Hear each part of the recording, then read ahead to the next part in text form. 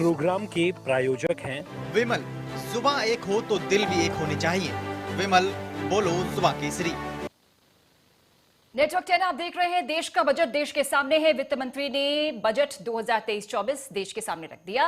क्या उम्मीदों भरा ये बजट है? क्या ये मास्टर स्ट्रोक है या ये सियासी दांवपेच वाला बजट है या फिर सुधारों में सख्ती है? कैसे समझेंगे इसको? इस चर्चा के माध्यम से मोदी सरकार का ये आखिरी पूर्ण बजट ऐन मौके पर जब इलेक्शंस हैं इसी साल 9 राज्यों में और अगले साल 2024 का बड़ा लक्ष्य लेकर सरकार आगे बढ़ रही है। इस लोकसभा चुनाव को ध्यान में रखकर तमाम बड़े ऐलान किए गए हैं। सबसे बड़ी बात यह है कि नई कर व्यवस्था लागू हो गई है। 7 लाख रुपए तक की सालाना आय पर कोई टैक्स नहीं लगेगा। वहीं वित्त मंत्री ने युवाओं के लिए पीएम कौशल विकास योजना 4.0 लॉन्च करने का भी ऐलान किया। मोदी सरकार के दूसरे कार्यकाल का यह आखिरी पूर्ण बजट है 7 प्राथमिकताओं के साथ, जिसमें समावेशी विकास का दावा किया गया है। हरित विकास, युवा शक्ति, वित्त क्षेत्र, इंफ्रास्ट्रक्चर मजबूत करना और क्षमता विकास यानी आखिरी मील तक पहुंचना, ये सरकार का टारगेट है। और तमाम बड़े सुधारों के साथ सरकार की कवायद ये है कि इसे अमृत काल का बजट बनाना है। महाशक्ति बनाने वाले इस बजट में सरकार का दावा है कि सबका साथ, सबका विकास किया जा रहा है बजट के माध्यम से। सबसे बड़ी बात यह है कि नौकरी पेशा और मिडिल क्लास के लिए बड़ी राहत देते हुए नई कर व्यवस्था लागू की है सरकार ने। और सबसे ज्यादा जो राहत है वो उसी बात को लेकर है। इसके अलावा युवाओं के लिए, किसानों के लिए, आदिवासियों के लिए, इंफ्रास्ट्रक्चर को लेकर, इसके अलावा वरिष्ठ नागरिकों के लिए, महिलाओं के लिए भी कई सुधार और कई व्यवस्थाओं के परिवर्तन का जिक्र है बजट में।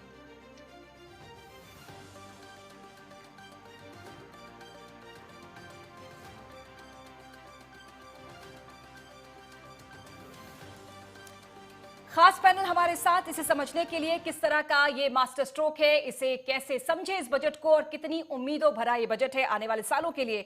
ऋतु चौधरी, प्रवक्ता कांग्रेस, नंदिनी दत्ता, अर्थशास्त्री, और सर्वेश पाठक, वरिष्ठ पत्रकार हमारे साथ जुड़ गए हैं। कुछ देर में कुछ और मेहमान भी जुड़ेंगे। सबसे पहले आपके पास आते हुए सर्वेश पाठक, पहली नजर में इस बजट को आप कैसे देखेंगे? क्या ये राहत का मास्टर स्ट्रोक है या फिर सियासी दावपेच वाला ये बजट है या फिर सुधारों में सख्ती है? क्योंकि सरकार का यह दावा है कि समावेशी विकास इस बजट के माध्यम से है। सरकार का जो दावा है, पूजा जी, सबसे पहले बहुत बहुत धन्यवाद और देश के सभी नागरिकों को एक अच्छा बजट मिलने के लिए बहुत बहुत हार्दिक बधाइयां। देखिए, सरकार का जब से मोदी सरकार आई है, इनका एक ही लक्ष्य और एजेंडा रहा है, देश का सर्वांगीण विकास। उसमें सबसे ज्यादा है, अगर हमें मैन्युफैक्चरिंग कंट्री बनना है, जॉब उत्पन्न करने हैं, तो हमें इंफ्रास्ट्रक्चर पे बल देना होगा, ध्यान देना होगा। इंफ्रास्ट्रक्चर डेवलपमेंट में सबसे पहले रोड आता है, रेलवेज आते हैं, एयरपोर्ट्स हो गए और नए नए शहर बसाने, स्मार्ट सिटीज बसाने, ये सबसे बड़ी चुनौती थी हमारे देश में। और सरकार पिछले 9 सालों से इसी पे ध्यान दे रही है। अगर कह लीजिए मोदी 2.0 का ये लास्ट बजट है 2024 से पहले, कार्यकाल पूरा होने से पहले, तो इन जितने सालों में सरकार का फोकस और ध्यान इसी इंफ्रास्ट्रक्चर डेवलपमेंट पे रहा और ये बजट भी उसी चीज को दोहरा रहा है। हाँ ठीक है, आम आदमी को कर में राहत मिली और सरकार चाह रही है कि जो जनरल पब्लिक है वो न्यू टैक्स रिजिम में शिफ्ट हो, क्योंकि देखिए 7 लाख तक आपको 1 रुपए की भी टैक्स नहीं देनी पड़ेगी और उसके बाद आपका फर्दर स्लैब स्टार्ट होता है। वो भी स्लैब में 6 थे, वहां 5 कर दिया गया। तो ये एक मास्टर स्ट्रोक हम कह सकते हैं। और दूसरी बात, मोदी गवर्नमेंट की एक खासियत रही है कि कोई लोक लुभावनी जो होते हैं, लुभावनी बजट वो पेश नहीं करते हैं कि नहीं चुनावी ईयर है, चुनावी साल है तो एकदम चुनावी मोड में आके बजट पेश करे। हर पहलू को ध्यान दिया गया। हेल्थ सेक्टर में देखिए 12% इंक्रीज है, लोग कह रहे हैं, एक्सपर्ट कह रहे हैं मामूली इंक्रीज है, लेकिन इंक्रीज है जिसमें 2000 करोड़ से ऊपर का जो बजट रखा गया रिसर्च के लिए। और वो रिसर्च ये दर्शाता है कि हमने कोरोना की वैक्सीन बनाई और पूरे विश्व को बांटा और अपने देश को सुरक्षित रखा। तो ये जो रिसर्च का जो अमाउंट है ये बहुत बड़ा महत्वपूर्ण है। जी ठीक जी। ऋतु चौधरी जी, वरिष्ठ पत्रकार हैं सर्वेश पाठक, वो ये कह रहे हैं कि भाई ये मास्टर स्ट्रोक है, लोक लुभावन कुछ नहीं है, चुनावी दावपेच इसमें कुछ नहीं है, ये एक अच्छा बजट है, संतुलित बजट है और ये लोगों के सर्वांगीण विकास के लिए है, जो पिछले 9 साल से जिस लक्ष्य के साथ सरकार आगे बढ़ रही है। ऋतु चौधरी, आप कैसे देख रहे हैं इस बजट को? देखिए पहली बात तो जो मास्टर स्ट्रोक मेरे साथी से बोल रहे हैं वो मास्टर स्ट्रोक नहीं है, एक्चुअली एक धोखा है, एक छलावा है, मैं इस बजट को बोलूंगी। दूसरी बात जो लोक लुभावन की बात इन्होंने करी, जो गरीबों को फायदा देने वाली जो स्कीम कोई अगर ऐसी होती है तो उसको ये लोक लुभावन बोल देते हैं कि ये तो लोक लुभावन है, क्योंकि अभी गरीबों के लिए कुछ है ही नहीं, मिडिल क्लास के लिए कुछ है ही नहीं, तो इनके लिए है कि लोक लुभावन बजट नहीं है। गरीब कल्याण के लिए 2 लाख करोड़ की योजना प्रस्तावित बजट में, पीएम आवास योजना, गरीबों को 1 साल मुफ्त राशन, बजट का प्रावधान है ये। हाँ, तो कितने कितने परसेंट लोग हैं पूजा जी, आप बताइए मुझे कितने परसेंट लोगों को ये फायदा किया जा रहा है? केवल 10% लोग जो है इस कैटेगरी में आते हैं, बाकी 90% बहुत सारे मतलब उनकी संख्या ज्यादातर में है, तो उनके लिए तो ये बजट लोक लुभावन ही हुआ। ठीक, सर्वेश पाठक जी बाद में सर प्लीज। बोल दीजिए, आप मुझे बोलने दीजिए। ठीक ठीक, तो ऋतु चौधरी एक शब्द भी नहीं बोला। ठीक, तो ये जो है कि मोदी सरकार का जो बजट है वो उसको इस एक जो मैं लोकल भाषा में अगर परिभाषित करूं तो गरीब की धोती खोलकर उसका साफा बांध दिया जाए, उसकी पगड़ी बांध दी जाए, वो ये बजट है। इसके अलावा इस बजट में कुछ नहीं है। और ये जो है अंतरिम बजट है, अंतिम बजट है, और इसके बाद ये जो बजट है इनके ताबूत में आखिरी कील साबित होगा। ये जो इन्होंने जनता के साथ धोखा किया है वो आप आगे के चुनाव में देखेंगे। इनकी नजर में ये लग रहा है कि इस चुनाव में कुछ फायदा पहुंचाने वाला है, लेकिन ये इनके ताबूत में आखिरी कील साबित होगा। चलिए ठीक है, ये बड़ी चेतावनी। वैभव अग्रवाल जी आपका भी बहुत बहुत स्वागत। और आपका ये बजट, आप लोग कह रहे हैं, दावा कर रहे हैं समावेशी विकास होगा, अमृतकाल का ये बजट है, लेकिन ऋतु चौधरी जी संतुष्ट नहीं है। वो कह रही है कि छलावा है, धोखा है, कोई प्रावधान किसी के लिए नहीं, यहां तक कि गरीबों को भी आपने सिर्फ 10% गरीबों के लिए ही कुछ सुविधाएं मुहैया कराई हैं। वैभव अग्रवाल जी। नमस्कार पूजा जी, नमस्कार ऋतु जी, बहुत अच्छा लगा आपकी आवाज सुन के। और मेरे पत्रकार महोदय ने तो दिल की आवाज बोली है, उन्होंने अपने शब्द नहीं बोले हैं, देश के शब्द बोले हैं। लेकिन कोई बात नहीं, मैं शुरुआत करूंगा छलावे से, जो कि इल्जाम लगाया जा रहा है ऋतु जी के द्वारा। और ऋतु जी जाहिर सी बात है अपनी पार्टी की लाइन बोलती हैं, तो कांग्रेस द्वारा मोदीनॉमिक्स पे, मोदी सरकार पे, एनडीए सरकार को पे, जो कि भाजपा की अगुवाई में है, नरेंद्र मोदी जी की लीडरशिप में, जो इल्जाम लगाया है वो छलावा, इनको हमारा बजट छलावा दिखता है, वित्त हमारा छलावा दिखता है। लेकिन यदि गोभी, गमले में गोभी उगाना असलियत हो सकती है, तो क्या ये बजट असली नहीं हो सकता? किसने सोचा था अपने सपनों में भी कि गमले में गोभी उग के उसको एग्रीकल्चरिस्ट दिखा देंगे कि भैया एग्रीकल्चर से इनकम हो रही है, गमले में गोभी उगाना गजब की बात है। तो ऐसा है कि कांग्रेस क्या है, कांग्रेस के अधिकार क्षेत्र में है। उनका तो काम ही ये है कि अगर कोई कर रहा है तो तभी तो उनको विपक्ष बोला जाता है, यानी जो बोला जाए उसके विपरीत बोला जाए। तो इसमें उनकी गलती नहीं है। और पिछले इतने सालों में कांग्रेस और कांग्रेस के नेता या विपक्ष और विपक्ष के नेता अपने आप को, क्योंकि आम आदमी समझते नहीं है, इतने ऊपर उठे हुए हैं आम आदमी से कि शायद उनको आम आदमी की परिभाषा समझ में ही नहीं आती है। इसलिए वो अपने थॉट्स को, अपने विचारों को संग्रह ही नहीं कर पाते एक जगह पे। ठीक, नंदिनी दत्ता जी अर्थशास्त्री हमारे साथ। नंदिनी जी आपका बहुत बहुत स्वागत। जब हम वैभव अग्रवाल जी को सुनते हैं तो लगता है कि सब कुछ जगमग जगमग है, लेकिन जब हम ऋतु चौधरी जी को सुनते हैं तो लगता है सब बर्बाद है।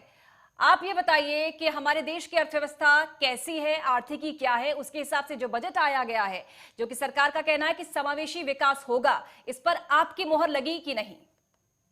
देखिए, मुझे जो लग रहा है ये पर्टिकुलर जो बजट है इसमें बहुत ज्यादा स्कोप या स्पेस वित्त मंत्री का था नहीं।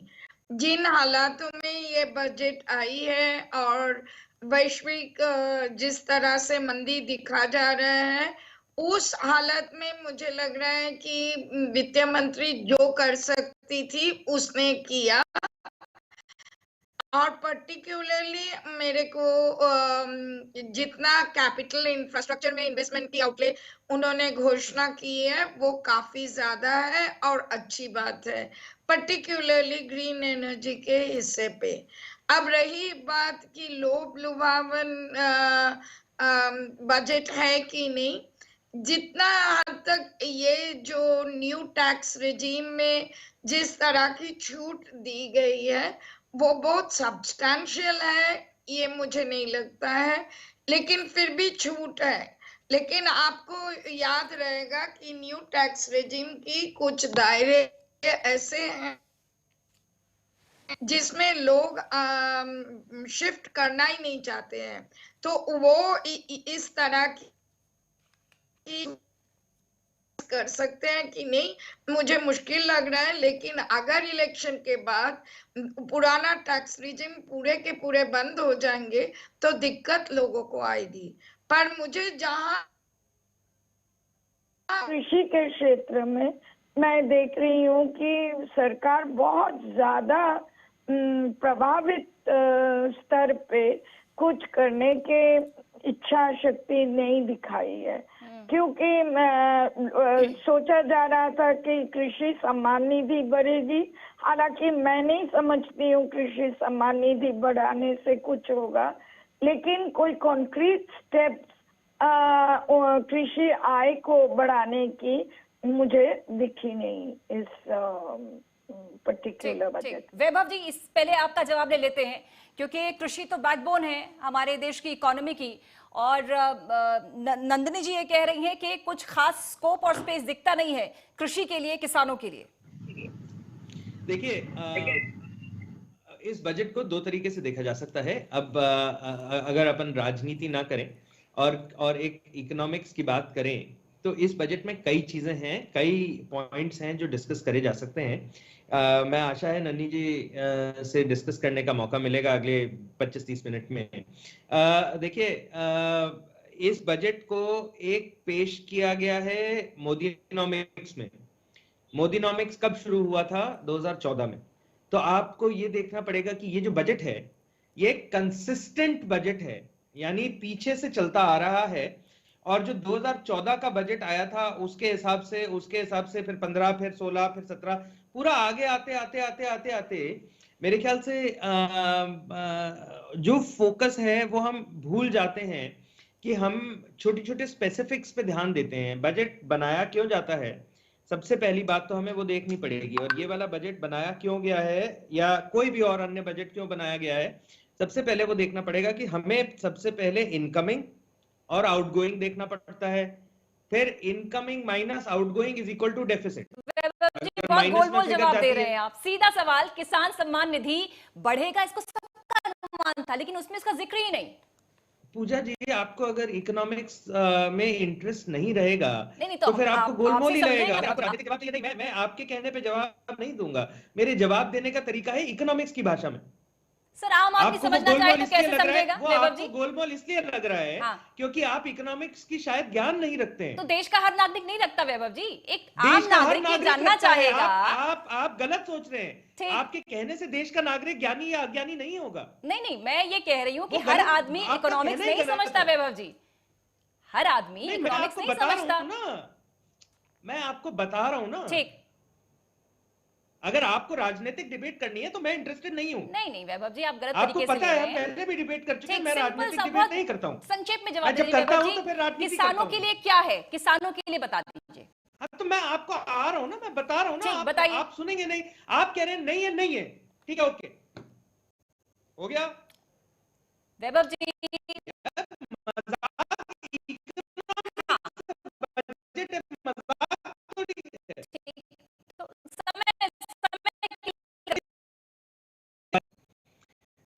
बजट आप देखो, इनपुट और आउटपुट होता है। इनपुट आउटपुट है और उसके बाद देश कितना पैसा कमा रहा है और कितना खर्चा है, और फिर बजट में फिगर आती है कि देश के पास इतना पैसा बचता है, तो उस बचे हुए पैसे में से देश कितना इंफ्रास्ट्रक्चर पे लगाता है, सम्मान निधि पे लगाता है, गरीब कल्याण योजना पे लगाता है, 2 लाख करोड़ रुपए लगाए हैं वहां पे, और इंश्योरेंस पे लगाता है, और मेडिकल पे लगाता है, एजुकेशन पे लगाता है। तो अब आपको यह समझना पड़ेगा कि आज की तारीख में भारतवर्ष का जो डेफिसिट था वो करीब 7-7.5% था। बजट पे डेफिसिट मतलब खर्चा रुपया, आमदनी अठन्नी, खर्चा रुपया, यानी माइनस में खर्चा हो रहा था। उस बजट को, उस डेफिसिट को 3% के टारगेट पे लेके आए कम करने के। यानी अगले साल जब भाजपा दोबारा बजट पेश करेगी, इंटरिम बजट पेश करेगी और अगले साल जब इलेक्शन जीतने के बाद दोबारा जब बजट पेश करेगी तो ये जो फिस्कल डेफिसिट है, माइनस की फिगर है, ये 5-5.5 अभी 7-7.5% पे है, करीब 2.5-3% का फर्क है। तो आप जब कहते हैं के नाम नहीं पता चल पा रहे हैं, हाँ, तो जब उन्होंने बोला कि किसान सम्मान निधि में, क्योंकि यदि टैक्सेस कम होते हैं तो ये क्या है ना, एक इंडिविजुअल लेवल पे नहीं देखा जाता है इकोनॉमिक्स में। इसीलिए कह रहा हूं कि आपको ये सुनने की बात होगी, ये समझने की बात है, ये राजनीति की बात नहीं है। तो इसके अंदर क्या है, जब 3 लाख पे अपन करते हैं तो ज्यादातर किसानों की इनकम 3 से 5 लाख के बीच में है, तो उसको टैक्स पे नीचे लेके आए हैं, ठीक है, एक तो ये है। फिर एक टैक्स का इंपैक्ट वहां आएगा, किसानों के लिए इंफ्रास्ट्रक्चर स्पेंड में आया है तो उनकी अर्निंग बढ़ेगी। कि एग्रीकल्चर इनकम यदि है, प्योर एग्रीकल्चर इनकम है, तो वो टैक्स फ्री ऑलरेडी है। तो किसान सम्मान निधि एक पर्टिकुलर पॉइंट को नहीं पकड़ते हम ओवरऑल इंडस्ट्री को देखते हैं, और एग्रीकल्चर इंडस्ट्री को बढ़ावा देने के लिए, इंक्रीज करने के लिए वो थोड़ा बहुत जो इंफ्रास्ट्रक्चर डाला है वो इंक्रीज किया है, वो कम नहीं किया है। हाँ, सर्वेश पाठक जी, सवाल नंदिनी जी का था किसान सम्मान निधि पर, कि क्योंकि सबके अंदर ये था कि किसानों के लिए सरकार क्या करने वाली है। जो अहम बातें ये हैं वो 20 लाख करोड़ कृषि ऋण के लिए योजना है बजट में, किसानों को लोन में छूट दी जाएगी, स्टार्टअप्स के लिए कृषि फंड, क्या ये पर्याप्त नहीं है? और जैसा कि वैभव जी कह रहे हैं, चूंकि एक व्यापक दायरा है, लेकिन आम आदमी क्योंकि इकोनॉमिक्स नहीं समझता, तो बतौर पत्रकार जरा आप समझा दें कि किसानों के लिए क्या प्रावधान, कैसा प्रावधान, और जो 20 लाख करोड़ ऋण, कृषि ऋण के लिए उपलब्ध है इस बजट में, वो किसानों के लिए पर्याप्त है या नहीं? देखिए, ये जो बजट आते हैं इसमें इसका यूज भी नहीं हो पा रहा है, लेकिन 20 लाख करोड़ की रुपए की जो राशि आवंटित की गई है किसानों के लिए, बहुत ही अच्छी राशि है। देखिए, इसमें जो बहुत पढ़े लिखे युवा एग्रीकल्चर के महत्व को समझ रहे हैं। ये जो ईयर है, यूनाइटेड नेशन में भी मिलेट से ईयर का घोषणा किया, और हम गरीब जनताओं को, छोटे मझोले किसान जो हैं पूजा जी, उनको फायदा होगा। दूसरी बात, अगर आप देखेंगे कि जो है एमएसपी की बात करें, पिछले 9 सालों में गेहूं की 39% की वृद्धि हुई है, और सोयाबीन के एमएसपी में 68% की वृद्धि हुई है। और देखिए, अभी हमारे सरकार ने पिछले बजट, और सरकार ये प्रावधान कर रही है कि हमारे किसान जो है तिलहन की खेती ज्यादा करें, क्योंकि जो तेल प्राइस ये स्काई रॉकेट हो रहा है, पाम ऑयल जो बाहर से लेके आ रहे हैं और वो अपने मनमाने तरीके से प्राइस बढ़ा दे रहे हैं। एक समस्या ये आती है, एक सवाल ये उठता है कि किसानों को एक तरह से तो आप राहत देने का जिक्र करते हैं, बात करते हैं, आप सालाना उनके अकाउंट में 6,000 रुपए भी डाल रहे हैं, लेकिन दूसरी ओर ट्रैक्टर का हर पार्ट महंगा, इंसेक्टिसाइड महंगा, किसने कहा महंगा?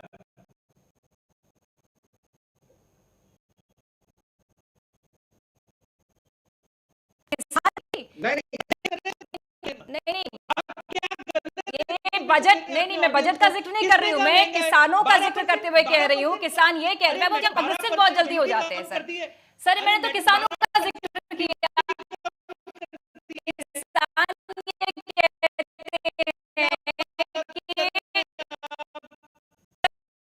कि आप अपनी एडिटोरियल टीम को बोलिए कि आपको ज्ञान देंगे। नहीं, वैभव जी, देखिए, पर्सनल कमेंट आप कर रहे हैं। मैंने किसान का किस लिया है वैभव जी, कि किसान ये सवाल उठाते हैं कि आप देते हैं ना, दूसरी तरफ जब हर तरफ महंगाई है तो हमें राहत कहाँ है? मैडम, बजट में आप बजट की समीक्षा कर रहे हैं, बजट में आप बोल रहे हैं कि वो महंगा है, या तो आप बोले कि बजट से पहले महंगा है। मैं गलत पॉइंट नहीं उठा रहा, आप समझे बात, गलत इंफॉर्मेशन को नहीं देना, बजट की समीक्षा कर रहे हैं।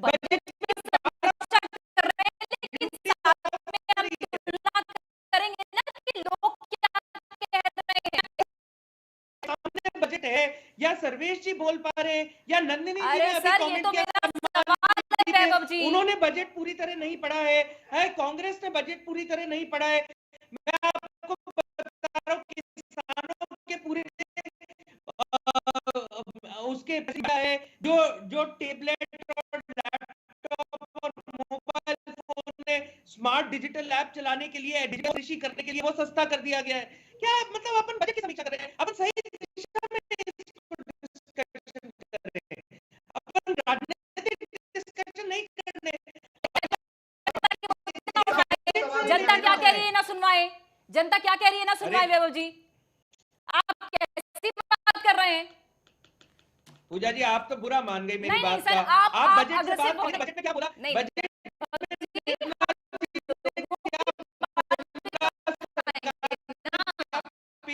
किया। हम किस बात ही कह रहे हैं, ये लोग ही कह रहे हैं कि भाई राहत कहां मिलती है। पहले कह रहे थे वो बात तो हम उठाएंगे ना वैभव जी।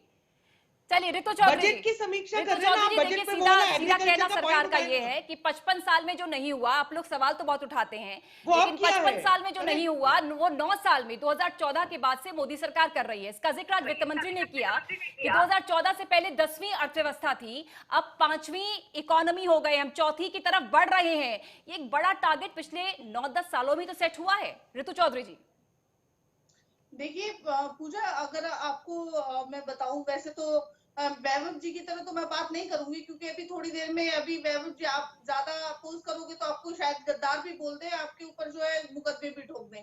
तो ये तो इस प्रकार नहीं, आप सब्जेक्ट की बात करेंगे, आप सब्जेक्ट की बात करेंगे तो मैं सबको इज्जत दूंगा। आप सब्जेक्ट की बात से हटके जनता को गुमराह करने की बात करेंगे तो मैं आपको कोई इज्जत नहीं दूंगा। समीक्षा का मतलब ये होता है कि आप समीक्षा करें बजट की, बजट के जो पॉइंट्स हुए हैं वो आप उसके दोनों पहलू देखेंगे, अच्छा पहलू भी देखेंगे और बुरा पहलू भी देखेंगे। हाँ तो बुरा पहलू बजट का लेके आए ना, ठीक है, बजट पे डिस्कस करें ना। तो इतने पढ़े लिखे तो आप लग भी नहीं रहे हो मुझे, क्योंकि आपको एक औरत से ऋतु चौधरी तमीज नहीं, ऋतु जी देखिए, ऋतु चौधरी तमीज से आप अनपढ़ गंवार लग रही है जिस तरह आप बात कर रही हैं। मैं कितनी पढ़ाई करी है आपको पता नहीं है। ऋतु जी पर्सनल कमेंट नहीं, डबल PhD करी हुई है मैंने, पता है आपको। अनपढ़ गंवार लोग आप जैसे ही देश को चलाने की कोशिश करते हैं और आप लोग देश को खराब करते हैं। कमेंट शुरू हो गया, अनपढ़ गंवार है आप। चलिए छोटा सा अंतराल हम ले रहे हैं, छोटा सा अंतराल ले रहे हैं। अमृतकाल का बजट, सरकार का कहना है समावेशी विकास, लेकिन ये लोकतंत्र है, यहां वार और पलटवार भी होगा और सच्चाई जो तस्वीर है वो जनता आखिरकार सर्वोपरि होती है। जनता क्या सोच रही है बजट को लेकर, हम लगातार आप तक पहुंचा रहे हैं। फिलहाल एक छोटा सा अंतराल, जल्द हाजिर होते हैं।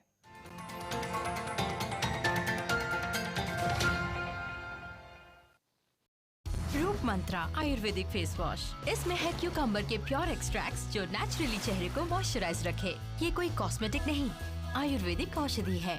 उत्तर प्रदेश पूर्वी भारत का ही नहीं बल्कि पूरे देश का ग्रोथ इंजन बन सकता है। नए भारत का ग्रोथ इंजन आपके निवेश को देगा दोगुनी रफ्तार। एक्सप्रेसवे का विशाल नेटवर्क और इंटरनेशनल कनेक्टिविटी, अपराध एवं भ्रष्टाचार के खिलाफ जीरो टॉलरेंस पॉलिसी, साथ ही सबसे बड़ा उपभोक्ता बाजार। 25 निवेश फ्रेंडली नीतियां बनेंगी सफल व्यापार का आधार। आइए नए भारत के नए उत्तर प्रदेश में निवेश करें, $1 ट्रिलियन इकोनॉमी बनाने में सहभागी बने।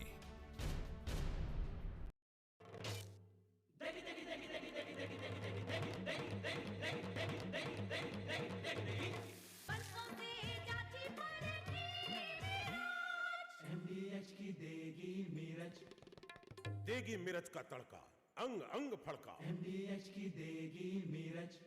अपनाएं आयुर्वेदिक रूप मंत्रा, इसमें है क्यूकम्बर के प्योर एक्सट्रैक्ट्स जो नेचुरली चेहरे को मॉइस्चराइज रखे, ताकि पिंपल्स और डेड स्किन जैसी प्रॉब्लम से मिले रिलीफ। रूप मंत्रा आयुर्वेदिक फेस वॉश, ये कोई कॉस्मेटिक नहीं, आयुर्वेदिक औषधि है। देखें कौन नया खिलाड़ी आया है, समझा देते हैं, प्यार से समझाएंगे। ये तो अपनी जुबान है। जुबान एक हो तो दिल भी एक होनी चाहिए। विमल, बोलो जुबान केसरी। सब कुछ आजमाया और तब मैंने माना कि सिर्फ सच्ची सहेली ही है महिलाओं के उन मुश्किल दिनों की हर समस्या, जैसे कठिन दर्द, अनियमितता, खून की कमी, थकान व कमजोरी जैसी सभी प्रॉब्लम्स के लिए नंबर 1 औषधि एवं टॉनिक। मेरी सुबह हो तुम। अनोखा रिश्ता है हम दो भाइयों का, एक की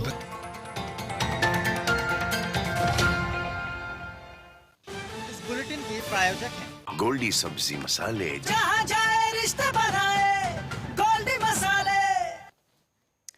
तो अमृतकाल के बजट पर चर्चा हो रही थी। हमारे साथ वैभव अग्रवाल जी, ऋतु चौधरी जी, नंदिनी दत्ता, सर्वेश पाठक और डॉक्टर सुशील कुमार सिंह भी जुड़ेंगे थोड़ी देर में। ऋतु चौधरी जी, देखिए कहना यह है कि 10वीं से हम 5वीं बड़ी अर्थव्यवस्था बन चुके हैं।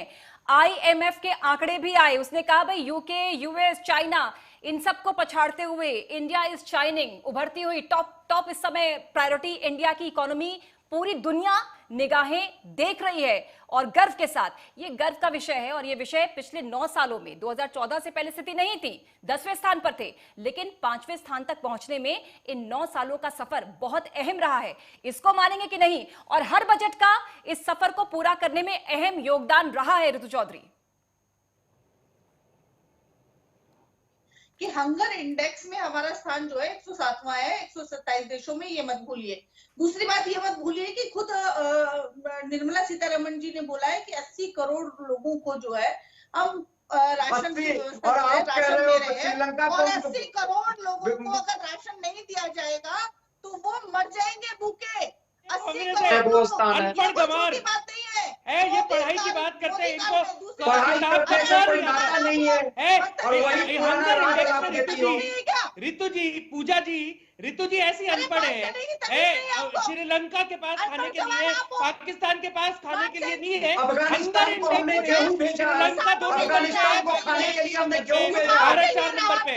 क्या अनपढ़ है यार, अनपढ़ गंवार। वैभव जी आप नहीं, आप जो लैंग्वेज है मर्यादा पार कर रहे हैं। वैभव जी बहुत पर्सनल कमेंट है और ये अच्छी भाषा नहीं है। वैभव जी मैं बार-बार बोल रही हूँ, ये शब्द उचित नहीं है, अनपढ़ और गंवार है। ऋतु जी माफी मांगेगी तो मैं अपना तरीका बदलूंगा। अरे दलाल से कौन माफी मांगेगा? नहीं ऋतु चौधरी जी, देखिए ये पर्सनल कमेंट है, ये पर्सनल कमेंट है और ये अशोभनीय है, ये बिल्कुल अशोभनीय है। वैभव जी और ऋतु चौधरी जी, ये जो टिप्पणी आप लोग कर रहे हैं, जिन शब्दों का इस्तेमाल कर रहे हैं, ये मर्यादा विहीन शब्द हैं। आप दोनों से गुजारिश है, ऋतु जी, वैभव जी, आप दोनों से गुजारिश है, प्लीज देखिए बड़ा ये अहम मसला है। वैभव जी, अगर आपको मेरी आवाज आ रही है, प्लीज। श्रीलंका 3 नंबर पे, पाकिस्तान 2 नंबर पे, भारत 7वें नंबर पे। क्या अनपढ़ गंवार वाली बात है? नहीं वैभव जी, देखिए ये बार-बार आपको कह रहे हैं कि ये अशोभनीय टिप्पणी है, ये शब्द जो है वो ठीक नहीं है, डिबेट के लिए ठीक नहीं है सर।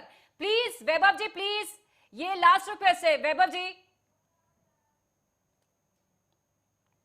सर्वेश पाठक जी, देखिए ऋतु चौधरी ये मानने को तैयार नहीं है, लेकिन ये तो पूरी दुनिया मान रही है, ये पूरी दुनिया मान रही है कि हम सबसे, we are fastest growing economy of the world, ये पूरी दुनिया मान रही है। पूजा जी देखिए, IMF तक ने बोला है कि हमारी जो GDP ग्रोथ रेट है वो 6% से ऊपर रहेगी, और ऋतु जी नहीं मान रही है तो उनकी सबसे बड़ी ये है ना मजबूरी है कि वो जिस पार्टी से बिलोंग करती है वो नहीं मान सकते, क्योंकि वो पार्टी से सत्ता उसके हाथ से खिसक चुकी है। दूसरी बात, ये हंगर इंडेक्स की बात करते हैं पूजा जी, अफगानिस्तान को हमने कितने मीट्रिक टन गेहूं भेजा है उसके खाने के लिए, उसके पास खाना नहीं था। हमने बिलियंस डॉलर श्रीलंका को बेल आउट पैकेज दिया, और फिर उसके बाद ऋतु जी कह रही है कि हंगर इंडेक्स। अरे आप देखिए तो किस तरीके से आप बात कर रही है, कुछ तथ्य पेश करिए। बार बार वैभव जी जो बोल रहे हैं वो तथ्य और डेटा की हम आज बात करने आए ऋतु जी, और उस पर बात होनी चाहिए। एग्रीकल्चर सेक्टर में अगर ड्रोन से मैपिंग होगी, केन बेतवा लिंक योजना से किसानों को फायदा होगा, तो ये क्या जो फायदा है वो किसान को नहीं जाएगा? डायरेक्ट जो कह रहे हैं कि किसानों की आय दोगुनी, उसके लिए ही तो गवर्नमेंट प्रयास कर रही है। अगर तिलहन के फसल पैदावार करने के लिए किसान को प्रोत्साहन किया जा रहा है और जो कि पाम ऑयल पे हमारी डिपेंडेंसी खत्म होगी, तो क्या ये फायदा किसानों को नहीं मिलेगा?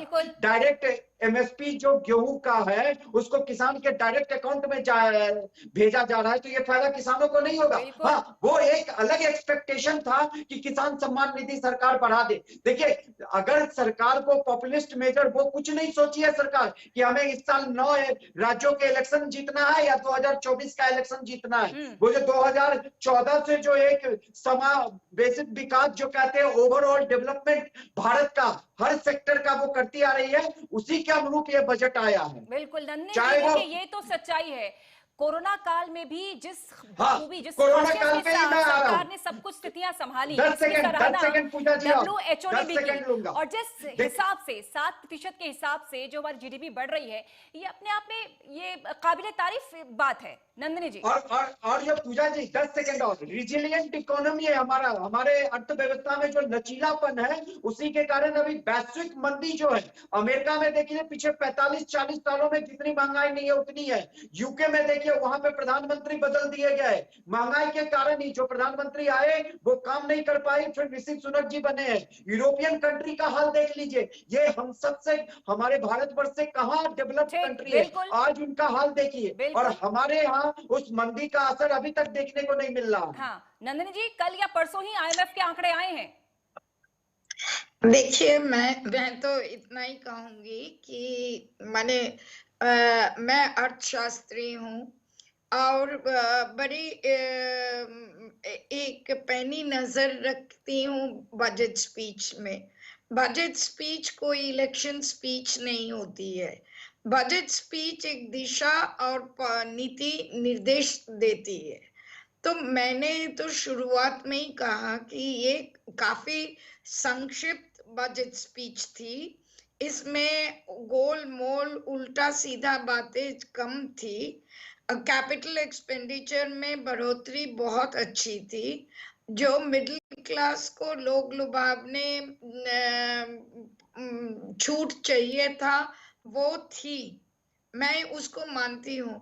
बट साथ साथ मानती हूँ कि कृषि में अगर आप कहेंगे कि इनडायरेक्टली कृषि में आय बढ़ जाएगी, मैं इस बजट स्पीच में एग्रीकल्चरल इनकम की बढ़ोतरी पे कुछ खास नहीं देखा। और अगर आप कहेंगे कि मैं भी उम्मीद कर रही थी कि कृषि सम्मान निधि बढ़ेगा, वो नई बात है। मुझे नहीं लगता कृषि सम्मान निधि 2000 रुपया या करोड़ों में भी आप बढ़ा देंगे तब भी कुछ होने वाला है। जो चीज चाहिए था वो इम्पोर्टेंट है कि आप स्वामीनाथन रिपोर्ट को लागू कर रहे हैं कि नहीं, आप कॉम्प्रिहेंसिव कॉस्ट पे बातचीत करने के लिए तैयार है कि नहीं, आप मिनिमम सपोर्ट प्राइस को लेने लगे हैं कि नहीं, आप मार्केटिंग फैसिलिटी को कैसे बढ़ा रहे हैं, प्रोक्योरमेंट पॉलिसी में आप किस तरह की सुधार करना चाहते हैं। और ये आपकी प्रॉमिस है, ये नहीं कि आप आज आपको बोला जा रहा है, ये आपकी प्रॉमिस थी, आपकी प्रॉमिस है। और अगले साल तक जब आप करने जाएंगे, ये आप कृषि सम्मान निधि भी जब तभी दिए थे जब आपको और एक जनरल इलेक्शन लड़ना था, तो आपको 2024 में भी जनरल इलेक्शन लड़नी होगी और हो सकता है उस टाइम तक आपको इन चीजों पे बात करना जरूरी हो जाएगा। तो हमने एक तरीके से एक दिशा निर्देश देखना चाहते थे इस बजट में, जो कि हमें नहीं देखा। ठीक, वैभव जी आपसे जवाब लूंगी, लेकिन पहले ऋतु जी आपसे बहुत शांत और गंभीर तरीके से जवाब दीजिएगा। और आपसे बार बार अनुरोध है, किसी के ऊपर पर्सनल टिप्पणी नहीं कीजिए, अभद्र भाषा का इस्तेमाल ना करें। देखिए 55 साल देश में सबसे ज्यादा सत्ता में आप लोग रहे, लेकिन 10वीं अर्थव्यवस्था हम रहे। 2014 के बाद अब वो स्वर्णिम काल है जब हमें गौरव महसूस हो रहा है कि दुनिया हमारी तरफ देख रही है। हम लोग, जैसा कि जिक्र किया वित्त मंत्री ने, प्रति व्यक्ति आय दुगनी से ज्यादा हो गई है। ये हम सबके लिए फख्र की बात है। ऋतु जी, दलगत राजनीति से ऊपर उठकर ये सोचने में भी गर्व महसूस होता है कि हम सबसे तेजी के साथ उभरती हुई अर्थव्यवस्था है और ये महज 9 साल के दायरे में हुआ है। ऋतु जी, एक तो मैं बताऊंगी कि हमारे कार्यकाल में उस समय जब पूरा देश जो है आर्थिक संकट से जूझ रहा था, उस समय डॉक्टर मनमोहन सिंह ने वो उस आर्थिक संकट से जो है भारत को उबारा था। तो जो हमने जो इनको अर्थव्यवस्था सौंपी थी वो एक बिल्कुल कंप्लीट अर्थव्यवस्था थी, बहुत अच्छी तरीके से सौंपा था, लेकिन इन्होंने जो है उस चीज को संभाल नहीं पाए और जो है लगातार जो है वो उसकी जो रेटिंग जो है वो गिरती रही। दूसरी बात ये है कि आज का जो बजट है देखिए, अगर बजट में कुछ अच्छी चीजें हैं तो मुझे बहुत खुशी होगी तारीफ करने में, लेकिन जो बेसिक जो चीजें हैं, जिसे मैं बोलूं कि अगर हम एजुकेशन की बात करें, हेल्थ की बात करें, किसानों की बात करें, युवाओं की बात करें, महिलाओं की बात करें, तो बजट बिल्कुल नीलबटे सन्नाटा है, उसमें कुछ नहीं है, इन लोगों के लिए कुछ नहीं है। ये खास बजट है, खास लोगों के लिए बनाया गया है, खास लोगों के फायदे के लिए बनाया गया है, जैसे कि हमेशा बीजेपी सरकार में बनाया जाता है, और जुमलों की बरसात है, इसके अलावा और कुछ नहीं है। इस बजट में ये बजट जो है केवल और केवल जो है गरीबों का नुकसान, मध्यम वर्गीयों का नुकसान, किसानों का नुकसान, स्टूडेंट्स का नुकसान, एजुकेशन और हेल्थ का नुकसान, इसके अलावा इस बजट में कुछ नहीं। ठीक, पूरा समय आपको ऋतु जी मैंने दिया। वैभव जी, पूरा समय आपके पास है। बहुत इत्मीनान से और बहुत मर्यादित भाषा में आपसे निवेदन है, अब आप नंदिनी जी और ऋतु जी के सवालों का जवाब दे दें और सरल भाषा में। भाई हमें इकोनॉमिक्स नहीं आती है और देश के कई लोगों को नहीं आती, बार बार कह रही है वैभव जी, क्योंकि आपने मुझ पर टिप्पणी की थी, तो आप सरल भाषा में जरा समझा दें युवाओं, किसानों, महिलाओं, वरिष्ठ नागरिकों के लिए कैसा ये बजट है और क्या है।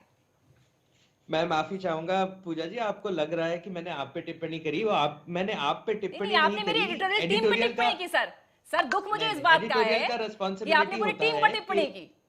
एडिटोरियल का रिस्पॉन्सिबिलिटी होता है, सरकार ने, वित्त मंत्रालय ने प्रेस रिलीजेस भेजी थी 1 घंटा पहले, 1-1.5 घंटा पहले, तो वो उसमें फाइन पॉइंट्स बना के भेजे थे। 34 पेज का डॉक्यूमेंट है जो मेरे पास भी है, मैं भी उसी में से पढ़ के बोल रहा हूँ। तो वो क्या होता है, उससे क्या है, अपने डिस्कशन बहुत बेहतर हो जाते हैं। अब जहां तक नंदिनी जी की बात है, उन्होंने सही बोला, लेकिन वो जिस थॉट से आ रहे हैं, क्या होता है इकोनॉमिक्स में हमेशा एक अलग अलग दिशाएं होती हैं इकोनॉमिक्स में। तो एक दिशा ये कहती है जो नंदिनी जी कह रही है, बिल्कुल ठीक कह रही है, हाँ। दूसरी दिशा ये होती है जो सर्वेश्वर जी कह रहे हैं, वो भी ठीक कह रहे हैं। तीसरी दिशा वो होती है जो निर्मला जी कह रही है, और चौथी दिशा वो होती है जो प्रधानमंत्री या कैबिनेट कह रहे हैं। तो देखिए, भी तो कुछ कह रही है सर्वेश जी, ऋतु जी भी तो कह रही है, वैभव जी उनको भी तो इंक्लूड कीजिए। वो उनका पॉइंट मेरे लिए कोई मायना नहीं रखता है, वो कोई बात नहीं, वो कहते रहे जो कहना है उनको, कोई बढ़िया बात है, वो कोई दिक्कत नहीं है ना। तो मैं अब आपको बताऊं कि एग्रीकल्चर में क्या है कि किसान सम्मान निधि इंक्रीज करने का फिलहाल के लिए इसलिए इमीडिएट इस बजट में नहीं किया प्रोविजन। क्योंकि एक, हम किसान को बैठे बैठे सम्मान निधि नहीं देना चाह रहे, हमने एक शुरुआत में दे दी, और फिर हमने कुछ ऐसे मेजर्स किए, जो कुछ ऐसे एक्टिविटी करे जो किसान को हेल्प करेगा अर्निंग बढ़ाने में। तो सम्मान निधि तो मिल ही रही है और उससे अर्निंग मिल रही है। हमने पिछले कुछ बजट्स में सरकार ने 2002 के बाद इनकम टैक्स स्लैब को चेंज करने की कोशिश करी, स्पेशली सीनियर सिटीजन्स के लिए। 2002 के बाद, यानी सीधा रुख करेंगे, प्रधानमंत्री इस समय संबोधित कर रहे हैं, सीधा रुख। को पूरा करने के लिए एक मजबूत नींव का निर्माण करेगा। ये बजट वंचितों को वरीयता देता है। ये बजट आज की एस्पिरेशनल सोसाइटी, गांव, गरीब, किसान, मध्यम वर्ग, सभी के सपनों को पूरा करेगा। मैं वित्त मंत्री निर्मला जी और उनकी टीम को इस ऐतिहासिक बजट के लिए बधाई देता हूं। साथियों, परंपरागत रूप से अपने हाथ से औजारों और टूल्स से कड़ी मेहनत कर